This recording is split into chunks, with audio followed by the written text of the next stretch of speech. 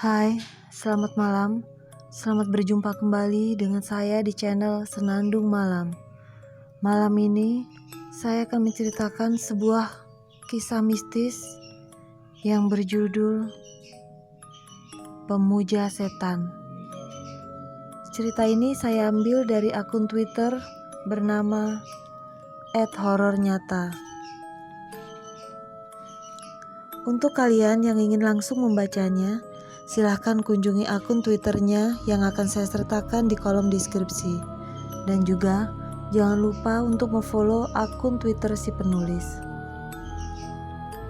Sebelum saya menceritakan kisahnya, silahkan subscribe dahulu ke channel YouTube saya dan juga jangan lupa untuk tekan tanda like. Setelah sekian lama menumpang di rumah kerabat tanpa ada penghasilan, akhirnya sebuah perusahaan besar skala internasional, kata iklan yang mereka cantumkan di koran, berkenan menerimaku sebagai karyawan di bagian produksi.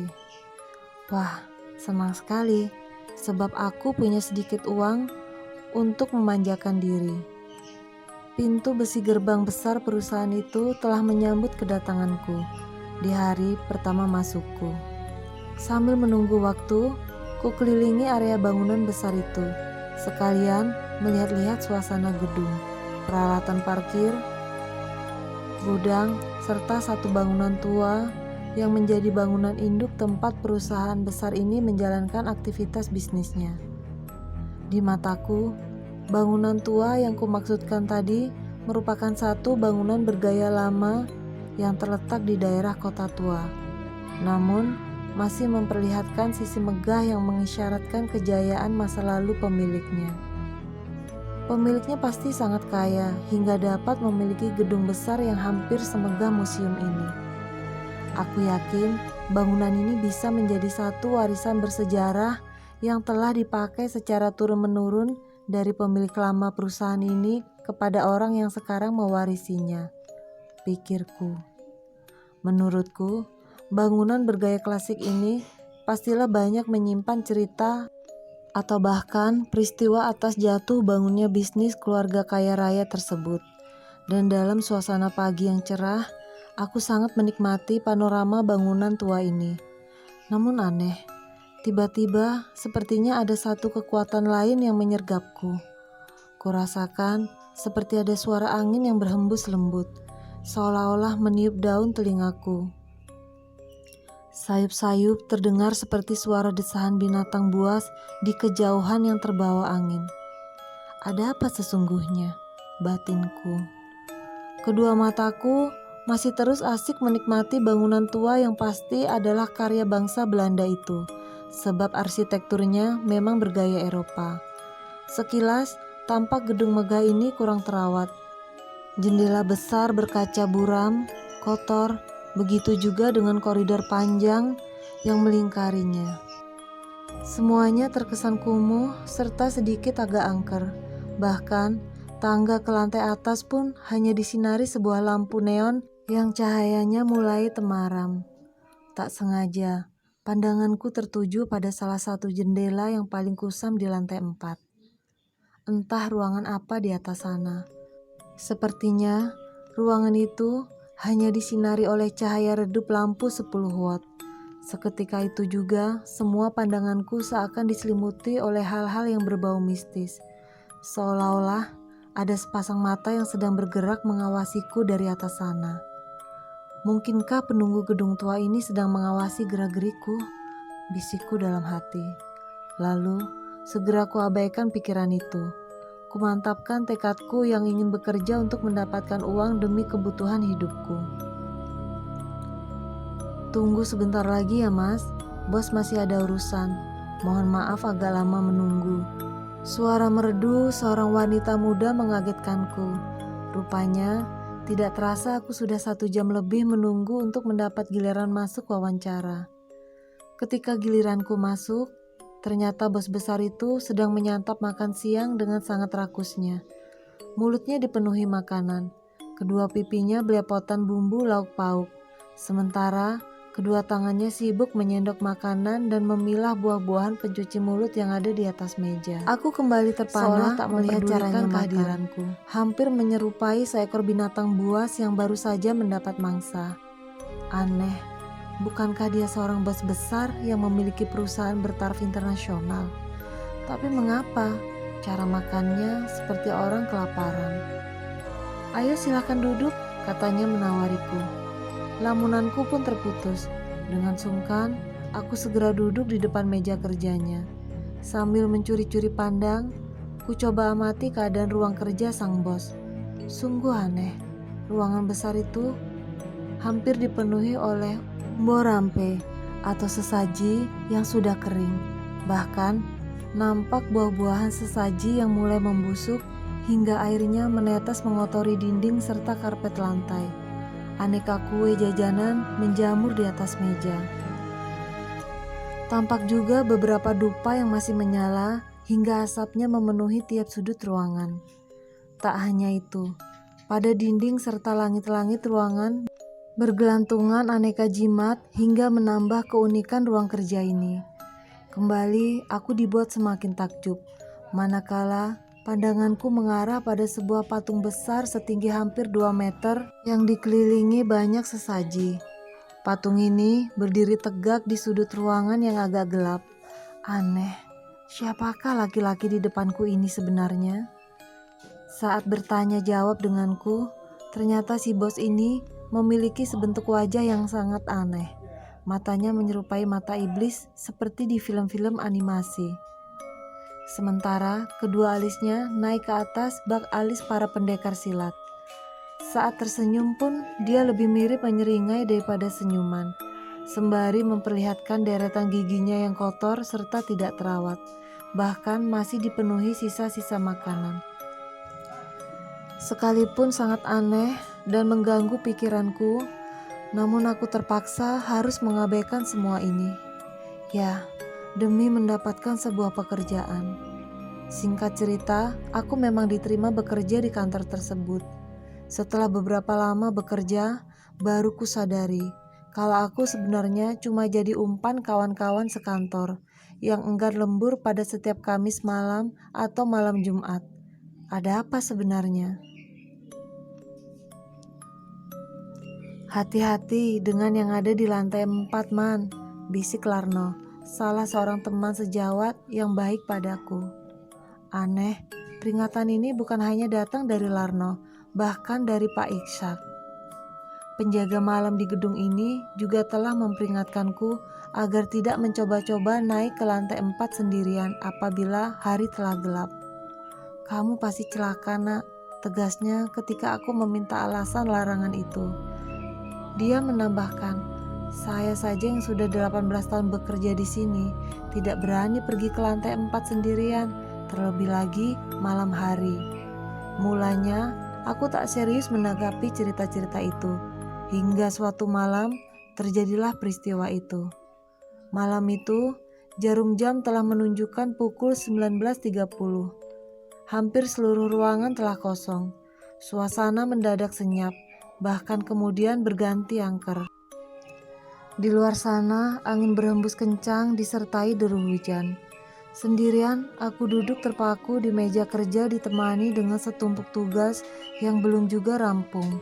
Aneh, tiba-tiba pikiranku melayang ke ruang sepi di lantai 4. Kulirik ruang sepi yang bersinar redup itu. Sepertinya dari arah sana akan memunculkan satu bayangan, bahkan mungkin sesuatu yang mengerikan. Aneh, tiba-tiba sekelebat bayangan wanita tua melintas. Aku segera bangkit mengejarnya. Ku coba berjalan menuju munculnya bayangan tadi, tapi aku tak bisa menemukan siapa-siapa. Aku yakin telah melihat bayangan seorang nenek. Perempuan renta itu berjalan tertatih-tatih. Anehnya, dia menghilang di lorong gelap menuju lantai 4. Siapa gerangan perempuan tua berbaju kumal itu? Bukannya merasa takut? Kejadian ini justru membuatku semakin penasaran. Segera saja aku telusuri lorong sepi yang berbentang panjang di depanku. sambil berharap sesosok nenek itu muncul lagi. Anehnya, tiba-tiba terdengar suara perempuan yang sedang bercakap-cakap di ujung koridor gelap ini. Siapa gerangan? Apa mungkin masih ada seorang staf wanita yang sedang menerima telepon? Ketika aku dalam kebingungan, jantungku nyaris copot, sebab tiba-tiba ada sebuah tangan yang merengkuh bahuku. Ketika aku menoleh, di hadapanku telah berdiri seorang wanita muda. Dia tersenyum dingin sambil menyodorkan segenggam kertas. "Mencari siapa, Mas?" tanyanya datar, disertai raut wajah dingin tanpa ekspresi. Aku diam tergugu. Wanita itu kembali berkata, "Tolong fotokopi semua dokumen ini. Bisa kan?" "Oh, tentu bisa," jawabku pendek. Bulu kuduku meremang. Dalam hati aku bertanya, perempuan ini staf di bagian apa? Kok aku belum pernah melihatnya? "Ini dokumen penting, tidak semua orang bisa tahu," katanya lagi. Sambil berusaha menenangkan diri, aku menyahut, "Wah, kalau begitu saya jadi tahu dong, Mbak. Kan saya yang bantu fotokopinya." "Ini cuma daftar nama orang yang disuruh berkorban di sini. Sekalipun mereka menolak, kasihan sekali mereka," katanya lagi. "Berkorban? Maksudnya untuk apa?" tanyaku penasaran, sembari terus membolak-balikan dokumen itu. "Darah mereka," jawabnya dengan suara yang agak tertahan. Aku kaget bukan kepalang. Seketika pandanganku berubah gelap. Dan ketika terang kembali, kulihat dia sudah menghilang. Lalu samar-samar terdengar suara alunan pendek perempuan menyanyi dari arah lorong sepi ini. Segera kuambil langkah 1000.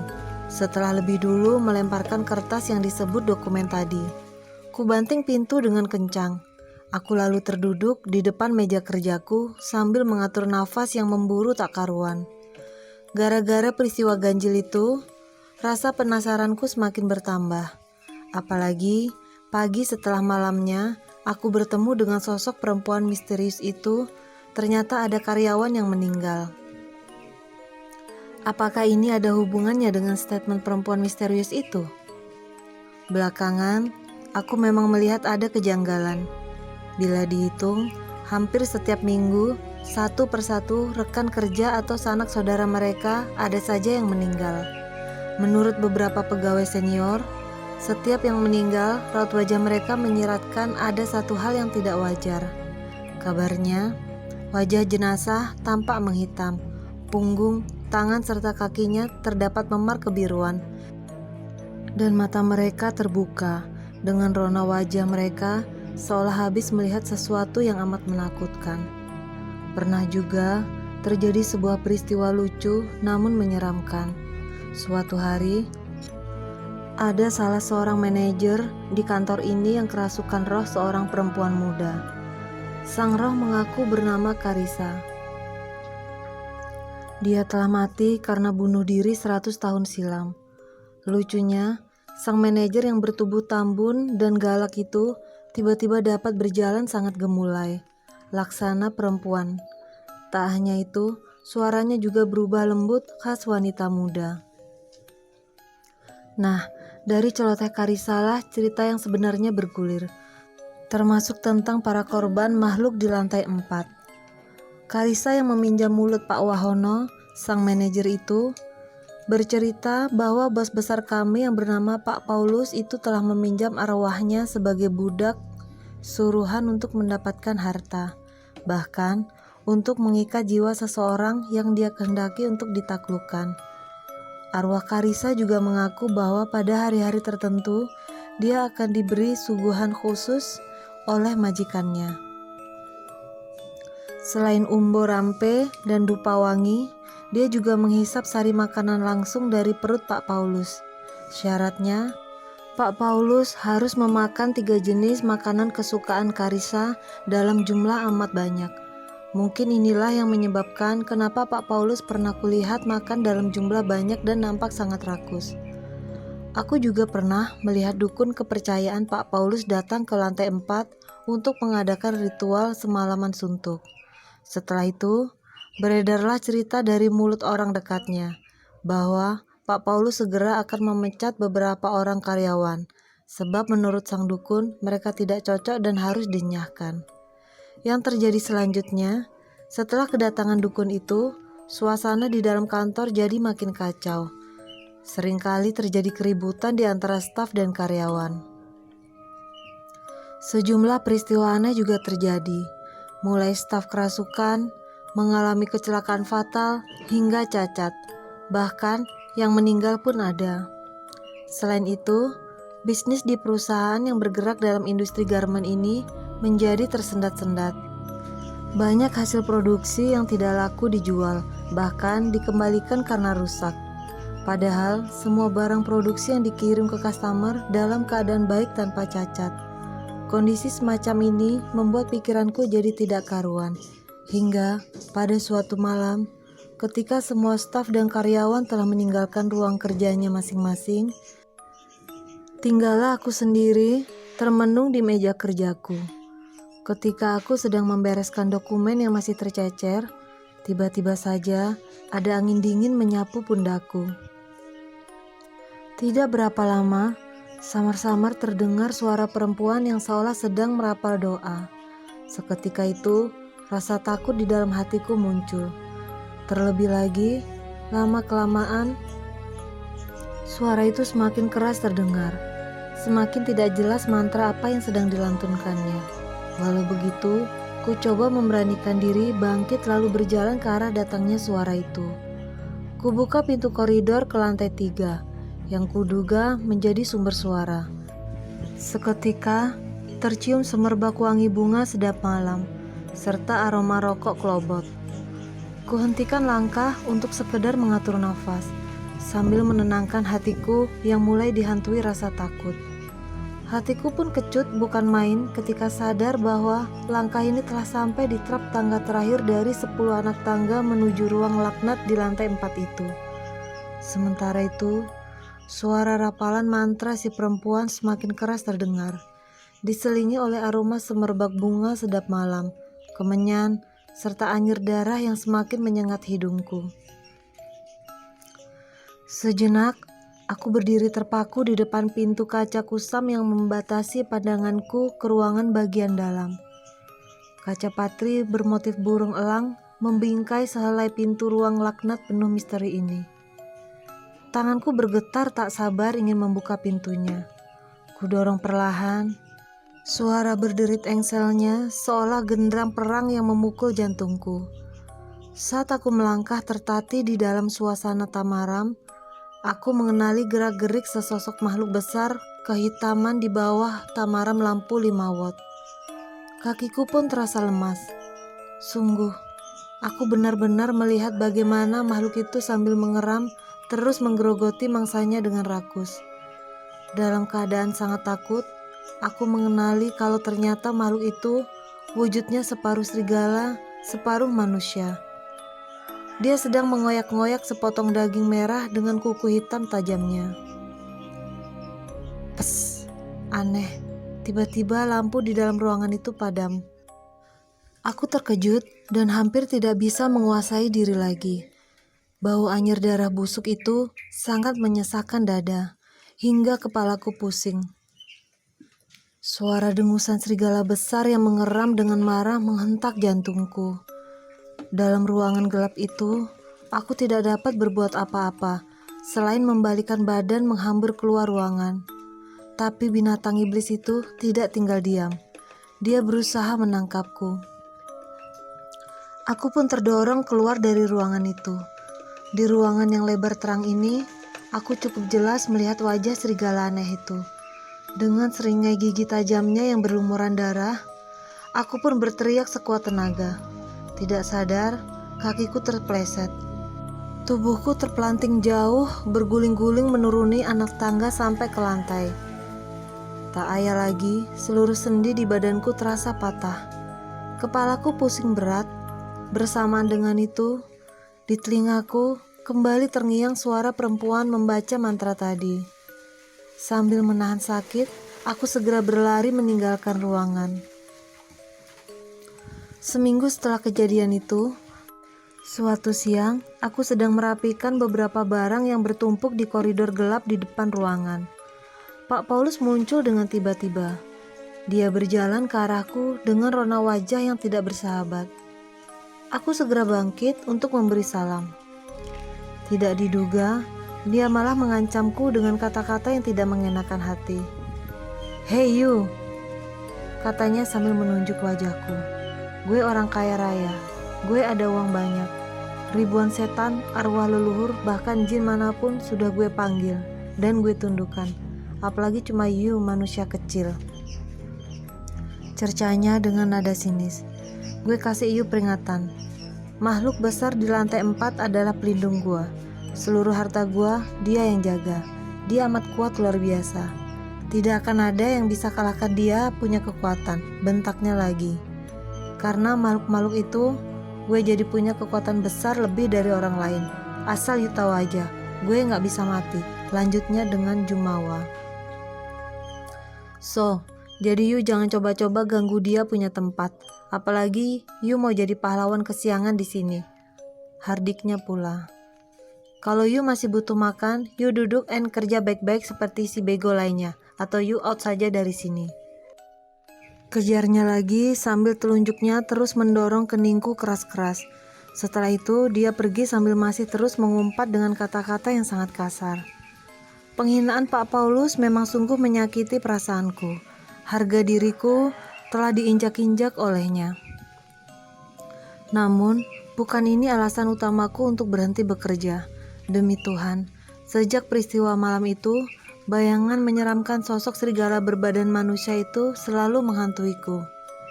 Bahkan, dengus nafasnya yang berbau busuk itu serasa begitu dekat dengan hidung dan telingaku. Walau aku sangat membutuhkan pekerjaan, namun kuputuskan untuk segera hengkang dari kantor itu. Dan hari itu, aku kembali duduk di sofa depan ruangan Pak Paulus, menunggu giliran masuk seperti tempo hari. Tapi kali ini bukan untuk mengemis minta pekerjaan. Namun, aku akan menyerahkan surat pengunduran diri resmi. Tak lama kemudian, aku diizinkan masuk. Ketika berhadapan dengannya, sedikit pun aku tidak mau melihat wajahnya yang amat serupa dengan iblis serigala di lantai 4 itu. Sembari menjawab pertanyaannya, dalam hati kupanjatkan doa-doa pendek, serta berusaha tetap menjaga kesadaran pikiranku, agar tidak terpengaruh jampi-jampi lewat tatapan matanya yang tajam menusuk itu. Sambil disertai dengan sumpah serapah dari mulut Pak Paulus, aku segera keluar meninggalkan ruangannya. Dengan nama Tuhan, aku segera tinggalkan kerajaan setan itu untuk kembali ke kehidupanku yang normal. Demikianlah sepenggal kisah yang pernah kualami. Sejak 2 tahun meninggalkan perusahaan itu, tak pernah sekalipun ku dengar kisahnya. Entah apa yang terjadi dengan teman-temanku yang masih coba bertahan di sana. Kabarnya, perusahaan garmen itu sudah diambang kebangkrutan. Pak Paulus sendiri disebut-sebut lebih senang tinggal di vilanya yang ada di kota es.